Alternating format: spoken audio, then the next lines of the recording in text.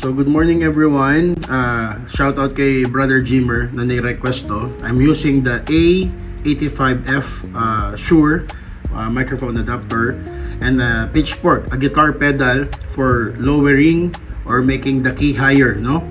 So tetestingin natin to, ni-request ni Brother Jimmer. Yung negative major second is a whole step lower. So I'm going to try my voice, my regular voice. Sound check, sound check. This is my regular voice. Lowering the key, whole step. Sound check. Now, ito yung lowering the key, half step. Shout out, Jimmer. Sound check, sound check, sound check. Lowering the key, minor second. Sound check. So right now, gagawin ko namang mataas ang boses ko ng half step, no, sa key. Sound check, half step, sound check. Making it higher, ha?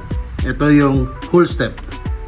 Sound check, check mic, sound check.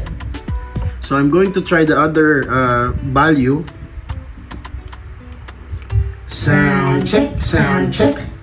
So I can use my microphone. Ito, sound check.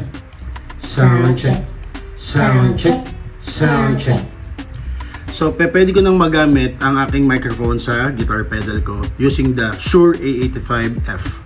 So thank you.